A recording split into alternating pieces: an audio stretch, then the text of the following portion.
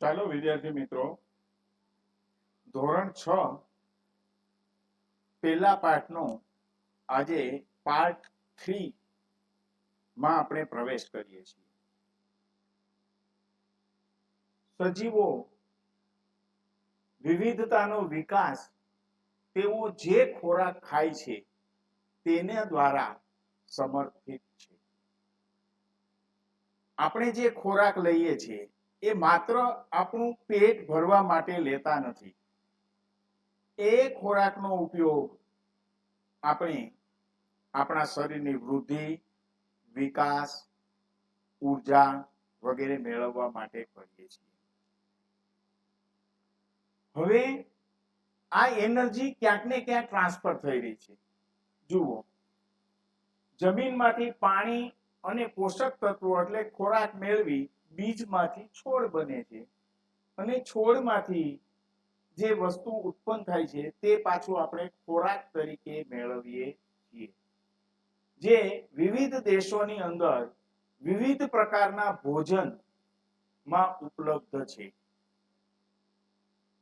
આ વાનગીઓની અંદર જે છોડમાંથી ઉત્પન્ન થતી હોય, પ્રાણીઓમાંથી ઉત્પન્ન થતી હોય એવી અનાજ, માંસ, મસાલા વગેરે વિવિધ સામગ્રીઓથી બનેલી છે. આ રેસીપી દ્વારા ચાખીને અથવા તો જે બનાવતો હોય એના દ્વારા આપણે તેમાં કયા કયા ઘટકો આવેલા છે, કયા કયા પોષક તત્વો આવેલા છે એ આપણે જાણી શકીએ છીએ. વિજ્ઞાન આપણને જે ખોરાક, પોષક તત્વો ખાઈએ છીએ એના ઘટકો સમજવામાં આપણને મદદરૂપ થાય છે.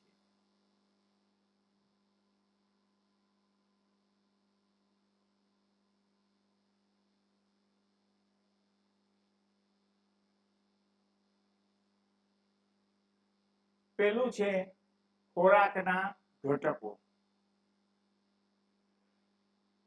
કમ્પોનેન્ટ્સ ઓફ ફૂડ. ખોરાકના મુખ્ય ઘટકો છે એ ખોરાકના ઘટકોની આપણે શા માટે જરૂરિયાત થાય છે કે આપણા શરીરની અંદર જે ઘસારો ઉત્પન્ન થાય છે, આપણે રોજ કામ કરીએ છીએ તો આપણી ઉર્જા છે એ પાછી મેળવવી પડે છે. એટલે આવો ઘસારો પૂરો પાડવા માટે આપણા કોષો છે એને રિપેરિંગ કરવા માટે આવા ઘટકોની જરૂરિયાત ઊભી થાય છે. તો તેમાં પોષક તત્વો છે એના મુખ્ય પોષક તત્વો કયા છે? Main nutrient of food. આ ખોરાકના મુખ્ય પોષક તત્વો કયા કયા છે એ વિશે આપણે આજે થોડી વિગતવાર ચર્ચા કરીએ. અને વિજ્ઞાનમાં તો આપણને એવું આપ્યું છે કે જે ખોરાકના પોષક તત્વો ખાઈએ છીએ એ ઘટકો સમજવામાં મદદરૂપ વિજ્ઞાન આપણને થાય છે. તો પહેલા આપણે આપણા જે ખોરાકના મુખ્ય પોષક તત્વો, ખોરાકના મુખ્ય પોષક તત્વો લખી લો. Main nutrient of food.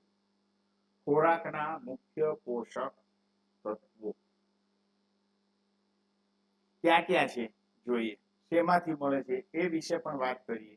અને એ સ્ત્રોત ખોરાકના જે પોષક તત્વો મેળવવાથી આપણને કઈ કઈ જગ્યાની અંદર આ આપણા શરીરને ઉપયોગી થાય છે એ વિશે પણ આપણે આજે ચર્ચા કરવાના છીએ. પેલું છે કાર્બોહાઈડ્રેટ. કાર્બોહાઈડ્રેટ, કાર્બોદિત એવું એને કહેવામાં આવે છે. તે શરીરના શક્તિ માટેનો સ્ત્રોત કહેવામાં આવે છે. કાર્બોહાઈડ્રેટ લખી લો.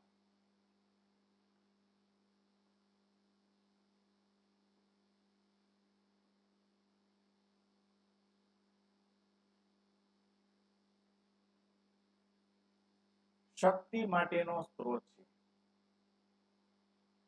કાર્બોહાઈડ્રેટ આપણા શરીરને શક્તિ, બરોબર, એનર્જી પૂરી પાડે છે. એ શેમાંથી મળે છે?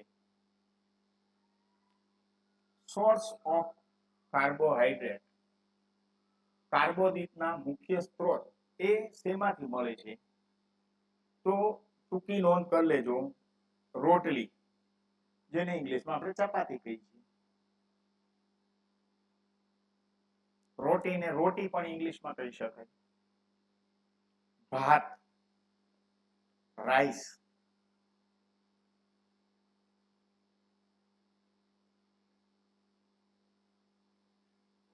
બટાકા, પોટેટો,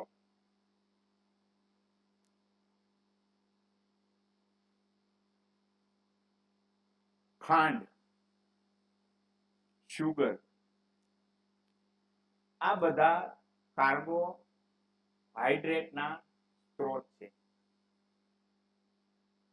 આપણા શરીરને કાર્બોહાઈડ્રેટ છે તે શક્તિનો સ્ત્રોત કહેવામાં આવે છે. આપણને જે રોજબરોજ આપણી જે એનર્જી વપરાય છે એને પૂરી કરવા માટે આપણે કાર્બોદિત એટલે કે કાર્બોહાઈડ્રેટ નો ઉપયોગ કરીએ છીએ, અને એ ક્યાંથી મળે છે એનું પણ આપણે અહીંયા એનાલિસિસ આપેલું છે. ત્યાર પછી બીજું મુખ્ય પોષક તત્વો છે, એના બીજું છે ચરબી, ફેટ્સ. ચરબી, જો ચરબી વધે તો આપણા શરીરની અંદર સંગ્રહાય પણ છે, એનો સ્ટોરેજ પણ થઈ શકે છે. તો ચરબી એટલે કે ફેટ્સ છે, એને આમ તો ચરબી એટલે એક જાતની ઊર્જા કહેવામાં આવે છે, એનર્જી કહેવામાં આવે છે. તો એ શેમાંથી મળે છે ચરબી? તો પહેલું છે તેલ, એટલે કે ઓઇલ. આપણે જે ખોરાકની અંદર જે તેલ વાપરીએ છીએ, સરસવનું તેલ છે, કપાસિયાનું તેલ છે, મગફળીનું તેલ છે, વગેરે જે તેલ આપણે ખાઈએ છીએ, નાળિયેરનું તેલ છે, કોકોનટ ઓઇલ કહેવાય.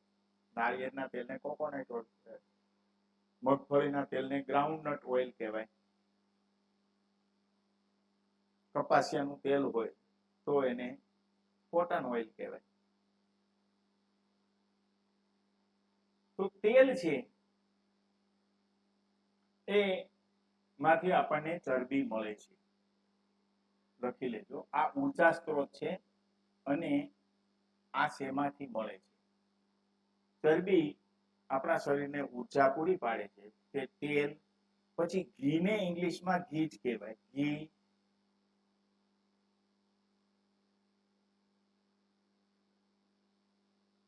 માખણ એટલે બટર.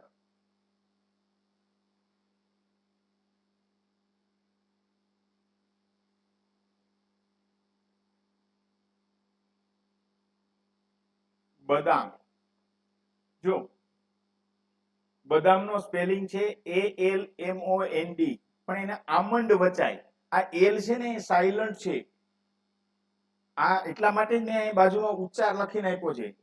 બદામને આમંડ વચાય. શું વચાય? આમંડ.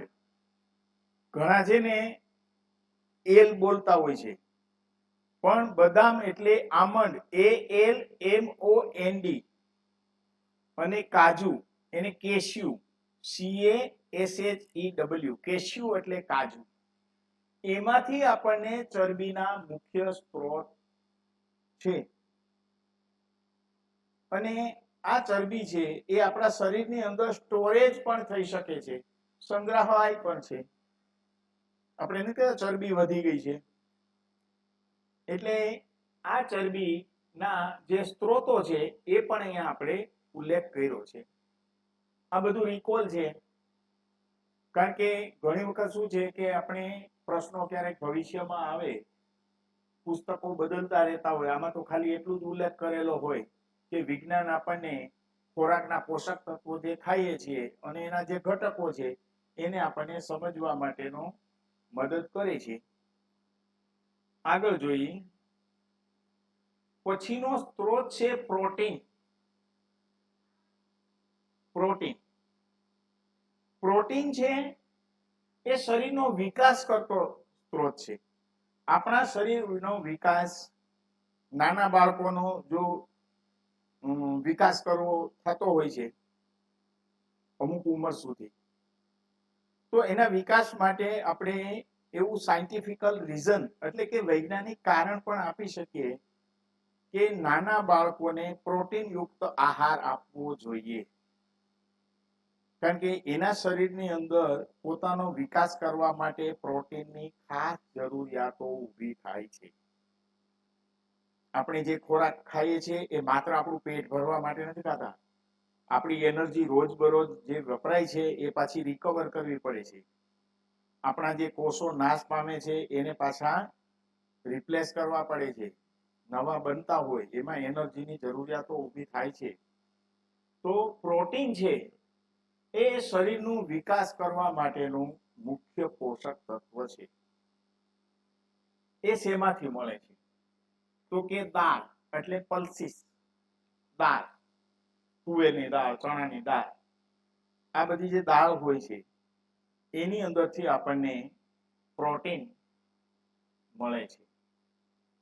બીજું દૂધ, મિલ્ક, દૂધને સર્વોત્તમ આહાર ગણવામાં આવે છે, કારણ કે દૂધની અંદર પ્રોટીન તો છે જ, એટલે નાના બાળકોને દૂધ આપતા હોય, વિકાસ, શરીરનો વિકાસ થતો હોય, બરોબર છે.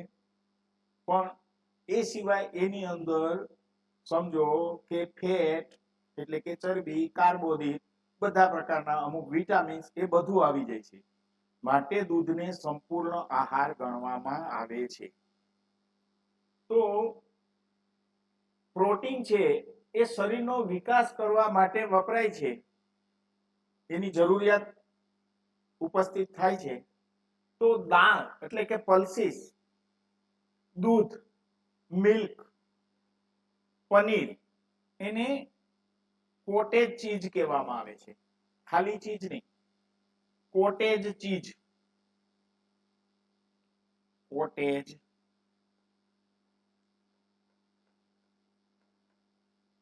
ચીઝ, પનીર અને કઠોળ એટલે કે બીન્સ, અડદ, મગ વગેરે, ચણા, એ બધા કઠોળની અંદર આવે. બીન્સ, આ બધા પ્રોટીનના મુખ્ય સ્ત્રોત છે. ત્યાર પછીનું પોષક તત્વ છે વિટામિન. વિટામિન આપણે આખું જીકે ની અંદર હું આખું એનાલિસિસ કરીને આપીશ. વિટામિન એ, બી, સી, બી અને કે એટલા તો આપેલા છે. પછી વિટામિન B12 કહેવાય અથવા વિટામિન બી કોમ્પ્લેક્સ કહેવાય. એ બધું તમને બધું લખાવવા પડશે, એના નામ ને એ બધું, એ જનરલ સાયન્સમાં આપણે લઈ લઈશું. અત્યારે તો ખાલી વિટામિન્સ. વિટામિન્સનું મુખ્ય કાર્ય એવું છે કે રોગો સામે રક્ષણ આપવું, રોગો સામે રક્ષણ આપવાનું. એટલે જે રોગ હોય છે, આપણને જે રોગ થતા હોય એની સામે ઇમ્યુનિટી પાવર, રોગ પ્રતિકારક શક્તિ, ઇમ્યુનિટી પાવર્સ કહેવામાં આવે છે, એ મુખ્ય કાર્ય છે. વિટામિન્સ આપણને શેમાંથી મળે છે? તો કે ફળો એટલે ફ્રૂટ્સ અને ગ્રીન વેજીટેબલ્સ એટલે લીલા શાકભાજી, એમાંથી આપણને વિટામિન્સ મળે છે.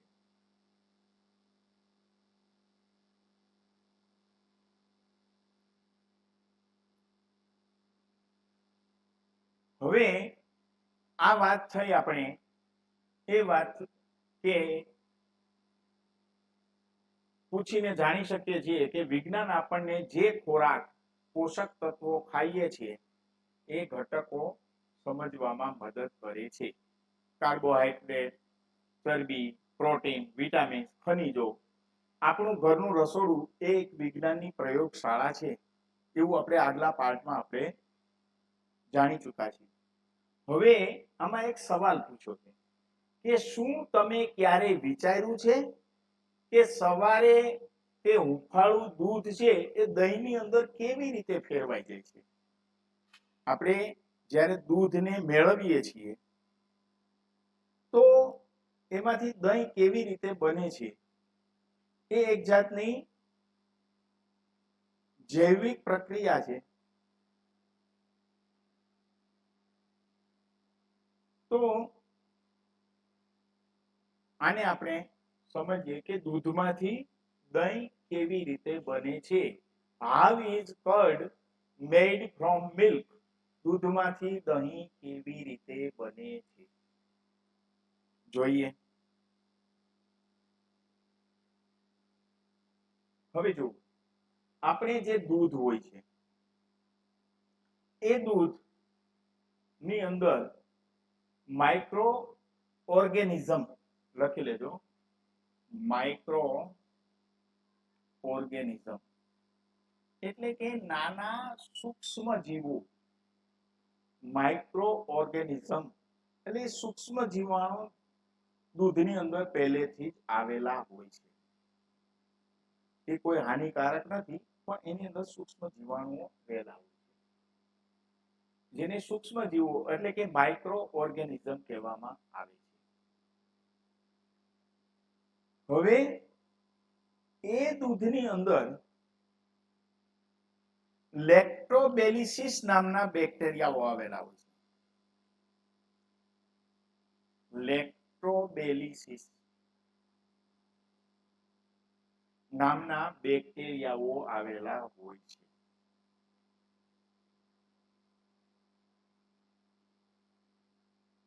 દૂધની અંદર તો શુગર રહેલું હોય.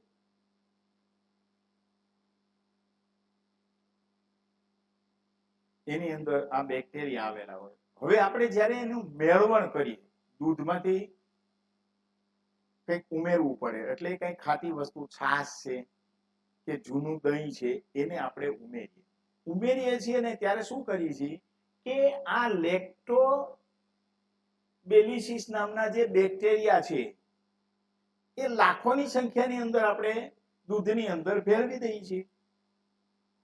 બરોબર છે? એટલે હુંફાળું દૂધ હોય, જો એકદમ ગરમ દૂધ હોય ને એને તમે મેળવણ કરો તો દહીં નહીં થાય. એકદમ ઠંડુ દૂધ હશે એમાં પણ તમે નાખશો તો દહીં નહીં જામે. પણ હુંફાળું હોવું જરૂરી છે, કારણ કે જો બહુ ગરમ દૂધ હોય તો જે અંદરના જે બેક્ટેરિયા છે ને પહેલેથી ઓલરેડી મરી ચૂક્યા હોય. બરોબર? અને ઠંડાની અંદર એ સક્રિય નથી થઈ શકતા. હુંફાળું દૂધ હોય એની અંદર આપણે જે મેળવણ નાખીએ છીએ કે જેને આપણે આથો કહીએ છીએ સાદા ભાષામાં. હવે આ જે દૂધ છે એની અંદર કુદરતી ખાંડ, જેને લેક્ટોઝ કહેવામાં આવે, એ પહેલેથી હોય છે. બરોબર? એમાં આપણે આ જે બેક્ટેરિયા ઉમેર્યા એ ખાંડ સાથે પ્રક્રિયા કરે છે અને એમાંથી લેક્ટિક એસિડ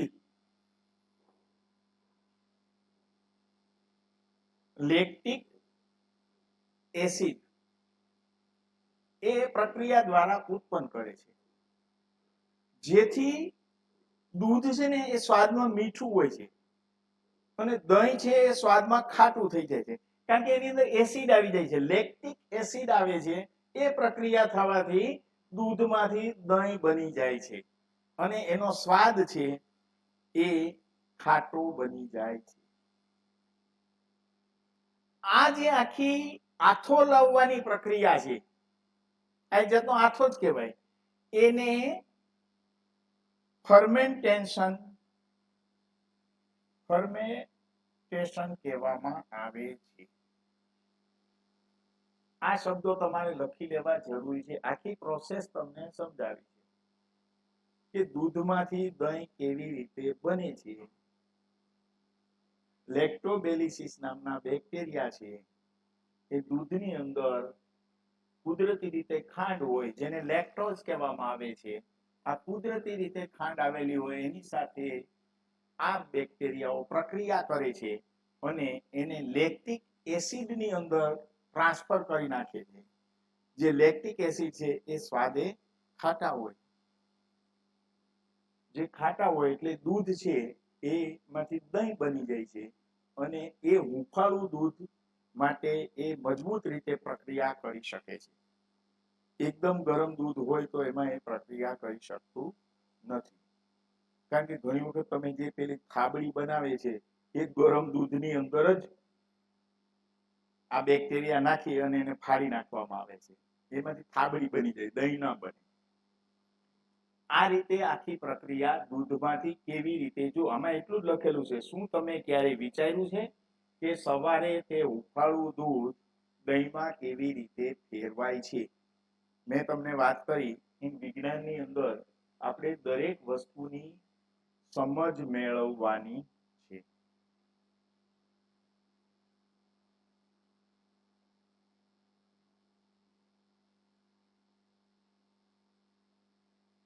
હવે સજીવોને વિકાસ અને ટકી રહેવા માટે ખોરાકની તો જરૂરિયાત છે જ, એ તો ફર્સ્ટ પ્રાયોરિટી આવી ગઈ છે કે સજીવોનો વિકાસ અને જીવવું હોય તો એને ખોરાકની તો જરૂરિયાત છે, પણ એની સાથે પાણીની પણ જરૂર હોય છે. ખોરાકની સાથે પાણીની પણ ખાસ જરૂરિયાત પડે છે. સજીવો માટે પાણીની જરૂરિયાત. વિજ્ઞાન આપણે પાણીના વિવિધ સ્વરૂપો કે પાણીને લગતા વિવિધ ગુણધર્મો સમજવામાં મદદ કરે છે. ખોરાકની સાથે આપણે પાણીની જરૂરિયાત ઊભી થાય છે, તો એ પાણીની શા માટે જરૂરિયાત ઊભી થાય છે? આમાં એવું કીધું છે કે વિજ્ઞાન એ સમજવામાં મદદ કરે. તો આપણે એ સમજીએ કે પાણીની આપણે ક્યાં ક્યાં જરૂરિયાત ઊભી થાય છે. પહેલું છે ડાયજેશન, પાચન. લખો, સજીવો માટે પાણીની જરૂરિયાત છે એ પાચન માટે પહેલા તો જરૂર છે, ડાયજેશન માટે, પાચન. આપણે જે ખોરાક ખાઈએ છીએ પછી એ ખોરાકના પોષક તત્વો છે એ લોહીની અંદર ભળે છે, તો એને ત્યાં લઈ જવા માટે શેની જરૂરિયાત ઊભી થાય છે? પહેલા તો પાણીની. એટલે પાણીની પહેલી જરૂરિયાત ખોરાકના પાચન એટલે કે ડાયજેશન માં જરૂરિયાત ઊભી થાય છે. બીજું છે ટેમ્પરેચર, તાપમાનનું નિયંત્રણ એટલે કે ટેમ્પરેચર રેગ્યુલેશન. જુઓ, આપણે જે પાણી પીએ છીએ એ પાણી આપણા શરીરના પરસેવા મારફત બહાર નીકળે છે. બીજું, અમુક ટકા પાણી આપણા શરીરની અંદર હોવું પણ જરૂરી છે. ઘણી વખત ઉનાળાનો અસહ્ય તાપ હોય તો ડિહાઇડ્રેશન થાય છે, પાણીની જરૂરિયાતો ઊભી થાય છે અને માણસ ચક્કર ઘટે, પાણી ઘટી જાય તો ચક્કર આવીને બેભાન પણ થઈ જાય છે. બીજું કે આપણા શરીરની અંદર જે પરસેવો થાય છે એનાથી આપણા શરીરને ફક્ત એક પાણીનું કવર જેવું ભીનું થઈ જાય છે. એ પરસેવામાં તમે પંખા નીચે કે બેસો તો તમારું શરીર છે એનું ટેમ્પરેચર છે એ પાણી જાળવી રાખે છે. પાણી જો ન હોય, પાણી ન પીએ તો સજીવનું મૃત્યુ થાય છે. પછી ચાહે વનસ્પતિ હોય કે બીજા પ્રાણીઓ હોય કે મનુષ્ય હોય, પાણી વગર તેમનું જીવન શક્ય જ નથી. એટલે પાણી આપણા શરીરનું એક તો ટેમ્પરેચરને મુખ્યત્વે નિયંત્રણમાં રાખે છે. આપણા શરીરની અંદર પણ પાણી હોય છે, આપણને પરસેવામાં વળે છે, એનાથી આપણે પરસેવાને હિસાબે આપણું શરીર છે એ ઠંડુ પડી જાય છે. બાકી ટેમ્પરેચર વધે તો શું થાય? તાવ આવી જાય. એટલે પાણીની જરૂરિયાત ક્યાં ક્યાં થાય છે એ વિજ્ઞાન આપણે સમજાવે છે કે પેલું તો પાચનમાં એટલે કે ડાયજેશનમાં, બીજું ટેમ્પરેચર રેગ્યુલેશનમાં, અને ત્રીજો ઉપયોગ એનો થાય છે ઉત્સર્જન, એક્સક્રીશન. ઉત્સર્જન એટલે આપણે જે પાણી પીએ છીએ એની અંદર જે ડિટોક્સ હોય છે, કચરો હોય આપણા શરીરનો, જે કિડની દ્વારા ફિલ્ટરેટ થાય છે, એ કચરો આપણે યુરિન મારફત એટલે કે પેશાબ વાટે આપણે પાણી દ્વારા તે નીકળી જાય છે. એ એક જાતનો ડિટોક્સ એટલે એક જાતનો શરીરનો કચરો છે. કોઈ પણ કચરો આપણા શરીરની અંદર હોય અને એ જમા થાય તો એ આપણને મોટામાં મોટો આપણા શરીરને નુકસાન પહોંચાડે છે. એટલે એને ઉત્સર્જન, એક્સક્રીશન, ઉત્સર્જન કહેવામાં આવે છે કે જે એ પાણી છે એ ભેગો કચરો એ આપણા યુરિન મારફત એટલે કે પેશાબ મારફત બહાર નીકળી જાય છે. પરસેવા મારફતે ઘણો કચરો બહાર નીકળી જાય છે. હવે વાત આવે છે કે હવે પાણીના આપણે આ બધા આપણે ક્યાં ઉપયોગમાં આવ્યું એ જોયું. હવે વિજ્ઞાન એમ કહે છે કે પાણીના સ્વરૂપો એની ઉપર પણ આપણને સમજણ આપે છે. તો શું સમજણ આપે છે કે પાણીના સ્વરૂપો અને તાપમાનની એની ઉપર અસર, states of water and temperature. જો પાણીના 3 સ્વરૂપો છે. પાણીના આમ ગણો તો 3 સ્વરૂપો છે. બરફ છે એ એનું ઘન સ્વરૂપ છે, સોલિડ સ્ટેટ. પ્રવાહી તો એ ઓલરેડી છે જ, એને લિક્વિડ ફોર્મ કહેવાય, લિક્વિડ સ્ટેટ છે. અને પાણી મને ગરમ કરીએ છીએ તો એની વરાળ બની જાય છે, બાષ્પીભવન, જેને એવોપરેશન કહીએ છીએ. એ જે વરાળ બને છે એ એનું વાયુ સ્વરૂપ છે. એટલે પાણીના સ્વરૂપો કેટલા છે એ બતાવ્યું છે. અને વિજ્ઞાન આપણને એ સમજાવવા માંગે છે કે પાણીના સ્વરૂપો અને એની તાપમાનની અસર, states of water and temperature.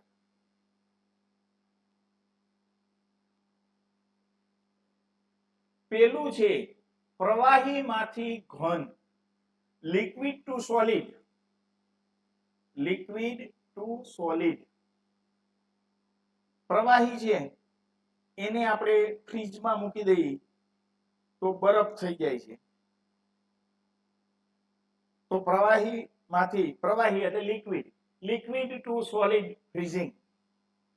અને જે તાપમાને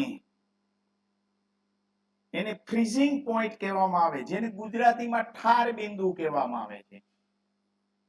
ફ્રીઝિંગ પોઈન્ટ એ 0 ડિગ્રી સેલ્સિયસ છે. પાણી છે એને 0 ડિગ્રી સુધી ઠંડુ કરી નાખો તો એ પ્રવાહીમાંથી ઘન સ્વરૂપમાં જતું રહે છે, જેને ઠાર બિંદુ એટલે કે ફ્રીઝિંગ પોઈન્ટ કહેવામાં આવે છે. Liquid to solid freezing.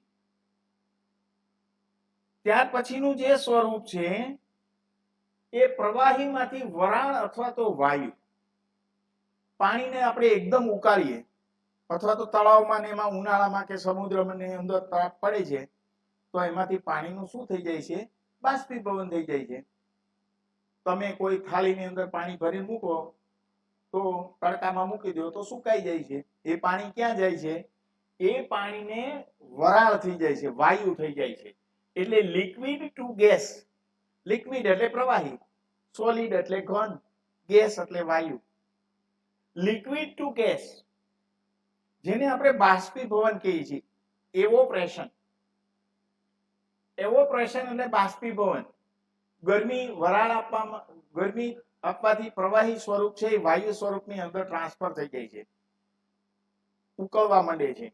જેને આપણે ઉત્કલન બિંદુ, બોઇલિંગ પોઈન્ટ કહેવાય. 100 ડિગ્રી તાપમાન કહેવાય. 100 ડિગ્રી, 100 ડિગ્રી આપો એટલે એને બોઇલિંગ પોઈન્ટ, ઉત્કલન બિંદુ.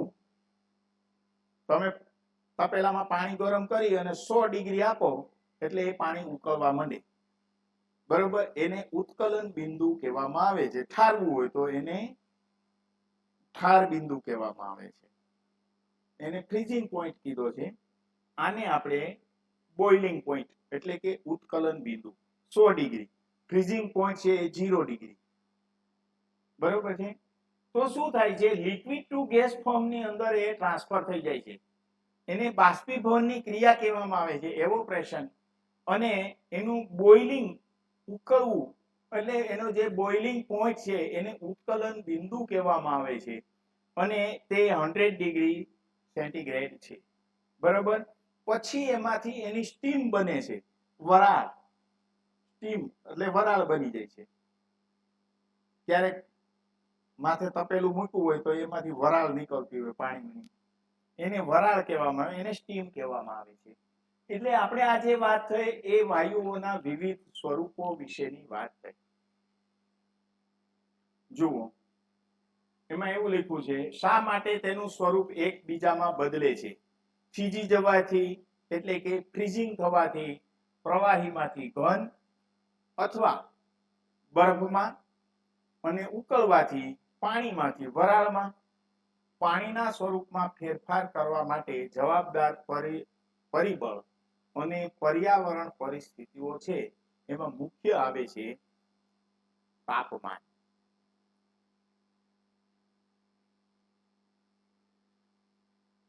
હવે આપણે વિવિધ પ્રકારના પદાર્થોથી ઘેરાયેલા છીએ. We are also surrounded by different type of substance. આપણે વિવિધ પ્રકારના પદાર્થો, આપણી આજુબાજુમાં અસંખ્ય પ્રકારના પુષ્કળ પદાર્થો છે, બરોબર? તો we are also surrounded by different types of substance. આપણે જે પેનથી લખીએ છીએ, જે કપડા પહેરીએ છીએ, વિજ્ઞાન એને આપણને સમજવામાં મદદ કરે છે. આ બધા પદાર્થો વિવિધ સામગ્રીઓમાંથી બનેલા છે અને એના ગુણધર્મો ધાતુ, પ્લાસ્ટિક, કાગળ વગેરેનો અભ્યાસ કરી અને એકબીજાથી અલગ કરી શકાય છે. તો આપણી આજુબાજુના જે પદાર્થો અને સામગ્રી છે, મટીરીયલ્સ એન્ડ ધેર પ્રોપર્ટી, એટલે કે આપણી આસપાસના પદાર્થો અને એના ગુણધર્મો આપણે જોઈએ. પ્રોપર્ટી તો કોઈ ધાતુમાંથી બનેલા હોય છે. આપણે રસોઈના વાસણો હોય એ બધા ધાતુઓમાંથી, તાંબુ, પિત્તળ, એલ્યુમિનિયમ વગેરેમાંથી બનેલા હોય છે. ડોલ છે એ બધું પ્લાસ્ટિકમાંથી બનેલું હોય છે. આપણે પેન વાપરીએ છીએ, ભણવાની પેન, એ પણ પ્લાસ્ટિકમાંથી બનેલી હોય છે. એના બધાના ગુણધર્મો હોય છે કે અમુક ધાતુ છે ટકાઉ હોય છે, પ્લાસ્ટિક છે એ બિન ટકાઉ હોય છે. આ બધામાં આપણે વિજ્ઞાન ખૂબ જ મદદરૂપ થાય છે, બરોબર? અને આપણે એના ગુણધર્મો દ્વારા એકબીજાનું આપણે અલગ પાડી શકીએ છીએ. હવે લાસ્ટ છે કે પ્રશ્ન એવો છે,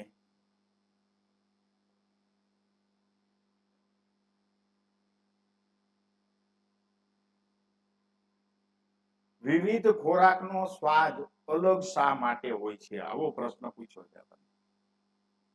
Why variety of food taste different? વિવિધ પ્રકારનો સ્વાદ અલગ શા માટે હોય છે? લખો, વિવિધ ખોરાકનો, આ તમારે લખવું જરૂર છે, વિવિધ ખોરાકનો સ્વાદ અલગ શા માટે હોય છે? Why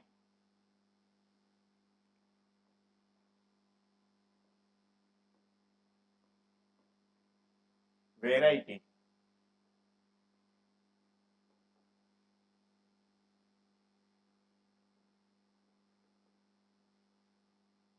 of food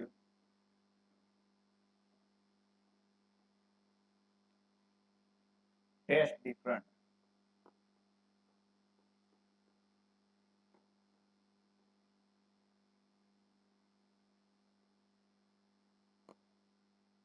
Why variety of food taste different? એટલે કે વિવિધ ખોરાકનો સ્વાદ અલગ અલગ શા માટે હોય? શાક હોય તો એના બધાના સ્વાદ અલગ અલગ શા માટે હોય છે? તો એનો જવાબ છે, ખોરાક બનાવતી વખતે આપણે અલગ અલગ પ્રકારની સામગ્રીનો ઉપયોગ કરીએ છીએ. આપણે જ્યારે ખોરાક બનાવી છે ત્યારે કોઈને બાફતા હોય, કોઈને તળતા હોય, કોઈ ચણાના લોટમાંથી બનતું હોય, કોઈ ઘઉંના લોટમાંથી બનતું હોય. તો વિવિધ, એનો જવાબ લખો, ખોરાક બનાવતી વખતે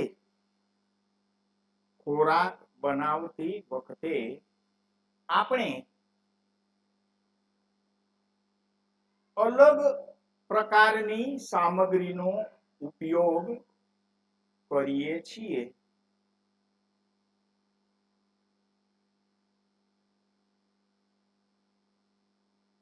તેથી